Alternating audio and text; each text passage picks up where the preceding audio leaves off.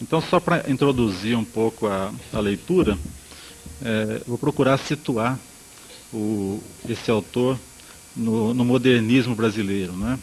Ou, pelo menos, procurar observar que relação ele teria com o modernismo, né?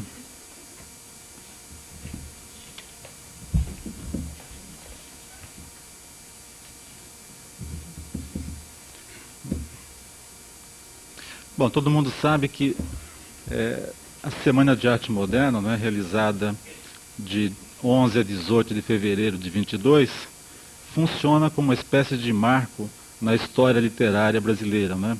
Aliás, na própria história da cultura brasileira. Há manifestações artísticas, estéticas anteriores a 22 e posteriores a 22, né? E esse critério tem sido usado praticamente por todos os historiadores, né? Quando se fala em 22, se pensa logo na revolução linguística, né? Na revolução estética que esse acontecimento representa para a cultura brasileira, né? Antes de 22, a nossa cultura estava impregnada de passadismo, né? Academismo, enfim, uma estagnação cultural. Depois se fala em modernismo, em vanguardas, enfim, numa certa ruptura com o passado cultural.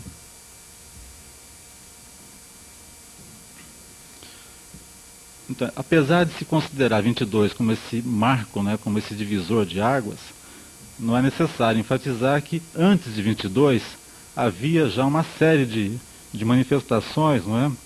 E de fatos, de eventos que de alguma forma prenunciavam aquilo que aconteceria em 22, não é?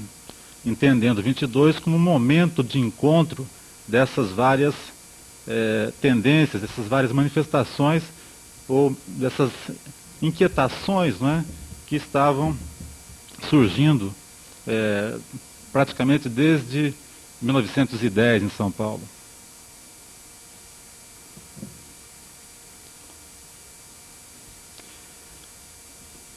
Talvez o fato mais importante que tenha acontecido antes de 22 tenha sido a exposição de Anita Malfatti, né, que aconteceu em 17.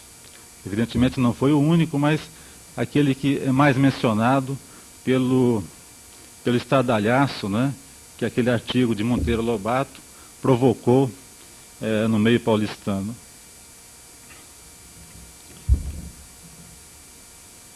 A reação violenta, né, do intelectual do porte de Monteiro Lobato aos traços expressionistas, né, que a pintura da Anita Malfatti apresentavam, acabou contribuindo para provocar a reunião de alguns artistas que até esse momento estavam produzindo ou trabalhando mais ou menos isoladamente, né? Só para dar um exemplo, foi por essa ocasião que o Mário de Andrade e Oswald de Andrade se encontraram, né? Bom, quando se fala em modernismo, né, quando se fala em 22, a questão que se coloca de imediato é a renovação da linguagem, né? A novidade mais evidente que aparece nesse momento é a renovação linguística. Autores que antes da semana, né, antes de 22, faziam um trabalho criativo próximo, né, das propostas que foram apresentadas na semana, mas que era vazado numa linguagem que não era de todo inovadora, costumam ser chamados de pré-modernistas. Isto é, eles trabalham com uma temática modernista, não é? No sentido de que procuram, de alguma forma, questionar a realidade brasileira, mas não têm ainda uma linguagem, vamos dizer, revolucionária, uma linguagem marcada por uma novidade linguística, incorporando contribuições do futurismo, do cubismo, do surrealismo, né?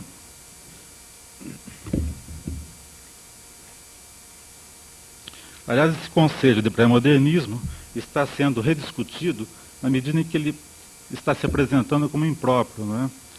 Ele acaba sendo até uma Uma incoerência porque trabalha com fatos que ainda vão acontecer, né?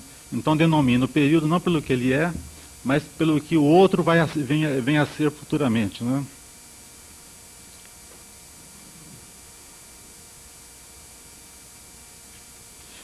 E quando se questiona então esse conceito de pré-modernismo, acaba se descobrindo que antes de 22 há uma série de manifestações, não é, que nem sempre desembocaram na tendência mais forte do modernismo e que tem uma certa importância, não é? Alguns chamam essas manifestações de Art Nouveau, não é, por exemplo, que é o conceito que está sendo difundido de forma mais corrente atualmente, não é?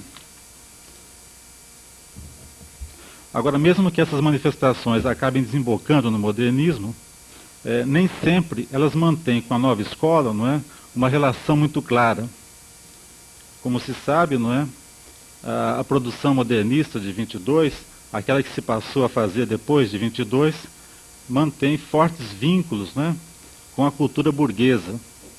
Então, os escritos que surgiram nesse período e que não tinham essa vinculação direta, né, acabaram sendo um pouco abafados, não é, na São Paulo daquela época.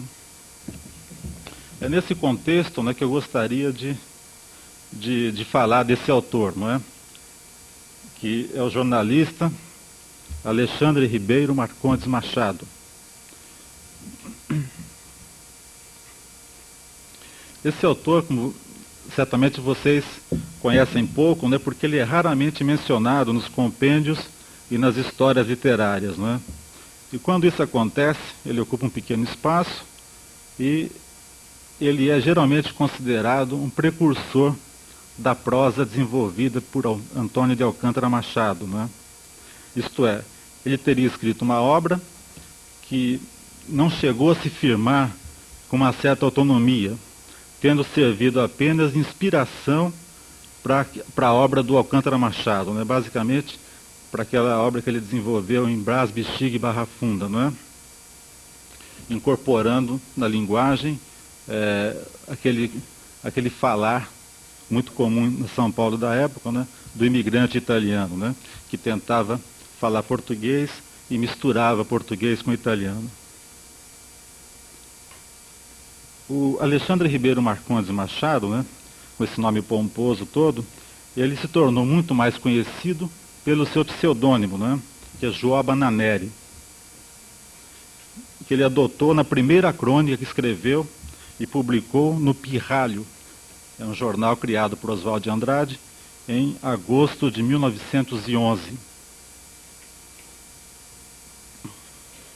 Então, como eu disse aqui no início, né, a nossa intenção aqui é, sobretudo, divulgar um pouco, né, dessa produção, contar um pouco, mostrar um pouco que tipo de crônica, que tipo de texto, né, escreveu o Marcondes Machado, né, já que é uma obra pouco conhecida, né. A última edição da sua obra mais famosa é de 1966 e até agora não foi reeditada, né.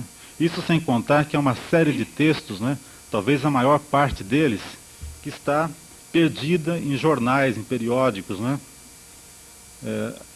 Talvez a mais importante seja a que está no semanário do Oswald de Andrade, o Pirralho, né?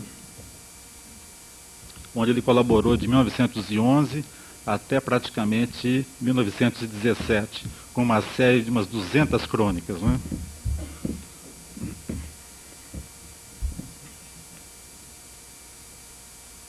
Só para situar um pouco o surgimento desse pseudônimo, né, desse personagem, a gente confunde um pouco o autor com o pseudônimo, com o personagem criado, não é? Na medida em que João Naneri funciona para o Marcondes Machado como uma espécie de heteronímia, não é? Ele escreve sempre daquela forma, não é? Usando esse nome. Isso ele escreveu, inclusive, quando publicou crônicas em jornais de grande circulação, né, como o Estado de São Paulo, a Manhã do Rio de Janeiro e outros órgãos da grande imprensa, né? Então, fazendo essa confusão mesmo.